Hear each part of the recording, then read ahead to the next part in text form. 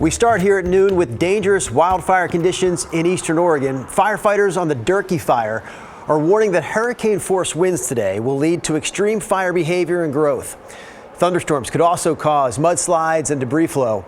The Durkee fire has already torched more than 240,000 acres, and according to the Northwest Interagency Coordination Center, it's now the #1 priority in the entire country. We know it's already destroyed one home and is threatening hundreds more. This fire has also caused closures along I-84 the past few days. In fact, right now, 84 is closed in both directions from Baker City to Ontario. TripCheck.com is the best place to go for the latest updates on road closures.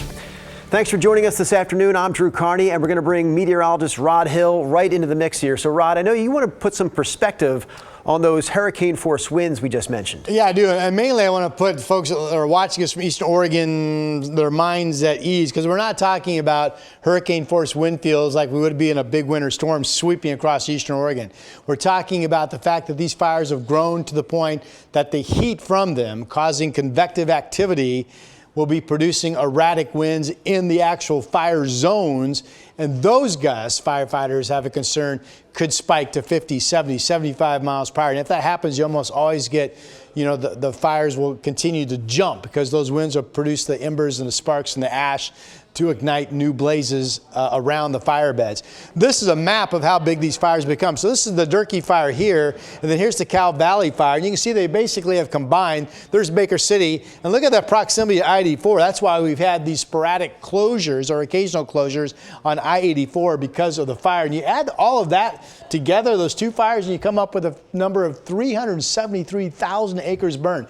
Futurecast will show you the basic wind fields coming across our area. Some gusts up to 30 from the west in the Gorge. This shows winds gusting no more than about 20 in Baker City, which is north of the fire zone at 4:42 this afternoon. So again, realize we're talking about the erratic fire behavior literally inside the blazes themselves. It's still really hot out there. 99 is your temperature in Baker City. There's concern of more thunderstorm activity. The other day there were 6 new fire starts because of lightning in that part of our region. And that is a concern. Also, we'll talk more coming up, Drew, that these fires are so big, the burn scars are so big that thunderstorms dumping rain could cause some rapid runoff. There actually are flash flood watches. Here on the west side, there are no concerns, as you can see from the 7-day, and we'll talk more about that forecast coming up. All right, Rob, we're going to continue our wildfire coverage here with an update on the microwave tower fire. That's the one burning in the Gorge near the town of Mosier. Today, crews are working to contain the east end of this fire with hand lines, heavy equipment, and helicopter water drops. The latest numbers show this fire has burned just over 700 acres.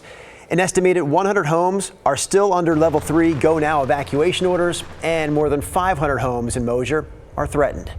We caught up with a woman who dropped off food for firefighting crews after they managed to save her home.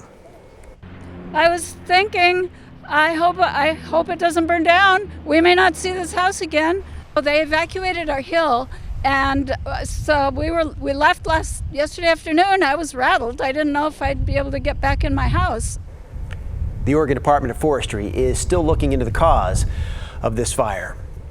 The Oregon Parks and Recreation Department has temporarily banned campfires at most state parks right now because of increased fire danger. So most of the parks impacted here are either east of the Cascades or in the valley, but there are also restrictions at some parks on the coast. Several state parks have closed altogether because of wildfires, so you should check a park's website for details on any restrictions before you visit. There are new details about the assassination attempt of former President Donald Trump. FBI Director Christopher Wray testified today that investigators believe the gunman used Google to search, quote, "How far away was Oswald from Kennedy?" That search info was recovered from the laptop tied to 20-year-old Thomas Crooks. Lee Harvey Oswald, that is, shot and killed President John F. Kennedy in 1963. Wray also said Crooks flew a drone over the area about 2 hours before the shooting. I want to be clear, but when I say the area, not over the stage and that part of the area itself, but I would say about 200 yards, give or take, away from that. We think, but we do not know. So again, this is one of these things that's qualified because of our ongoing review, that he was live streaming, viewing the footage from that, again, about 11 minutes in around the 3:50, 4 o'clock p.m. range. There is still no clear motive for the July 13th shooting during a Trump rally in Pennsylvania. Tonight at 5, President Biden will address the nation for the first time since he decided to drop out of the presidential race. We'll air that live right here on KGW. NBC's Bree Jackson, meanwhile, has more on the campaign trail now being blazed by Vice President Kamala Harris. President Biden preparing to address the nation tonight about his decision to drop out of the 2024 presidential race. I expect that he'll lay out a governing vision for the balance of his term. The 81-year-old's speech follows his endorsement of Vice President Kamala Harris for president. She's also being backed by top Democrats on Capitol Hill. We've seen the Democratic Party swiftly coalesce behind Vice President Kamala Harris. President Joe Biden has made the selfless decision to pass the torch to Vice President Kamala Harris, who is ready, willing, and able to lead us into the future. Harris is hitting the campaign trail. During her first campaign stop as a clear frontrunner for the Democratic nomination, the 59-year-old spoke to an energized crowd in Wisconsin, a key battleground state. The former prosecutor laying out her case against former President Trump. As a prosecutor, I specialized in cases involving sexual abuse. Well, Trump was found liable for committing sexual abuse. Trump is ramping up his attacks. She was the worst. She was the worst at everything. She was the worst vice president. The former president says he's committed to debating Vice President Harris now that President Biden is stepping aside following concerns about his poor debate performance. In Washington, Bree Jackson, NBC News. Israeli Prime Minister Benjamin Netanyahu, meanwhile, just wrapped up a speech in front of Congress. He's trying to bolster U.S. support for his country's fight against Hamas and other Iran-backed militants. He told lawmakers that America and Israel must stand together. He also signaled that a ceasefire deal could be taking shape 9 months after the war first started.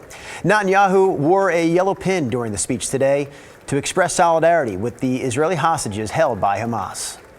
In the Middle East, Iran's axis of terror confronts America, Israel, and our Arab friends. This is not a clash of civilizations. It's a clash between barbarism and civilization. More than 50 Democratic lawmakers boycotted his appearance, and thousands of protesters rallied around the U.S. Capitol to condemn the war in Gaza. Back here in Portland, a mother of 2 is in the hospital after several dogs mauled her near a homeless camp in North Portland. Mytoka Petri lost one of her arms, an ear, and possibly an eye, and has already undergone 5 surgeries in the past week. Mytoka's friends say she was simply walking by that homeless camp on North Columbia Boulevard when she was attacked. Police are still trying to figure out what led up to it, but they say 2 other people were hurt when they tried to help her. Police haven't arrested anyone yet because detectives haven't had a chance to talk with Mytoka, but Multnomah County Animal Services did take 8 dogs into custody. It's really just like a horror movie. It's so unbelievable that this would happen to somebody, let alone somebody that I love so much. Mytoka's friends have started a GoFundMe to support her recovery and the long road that she and her family have ahead of them.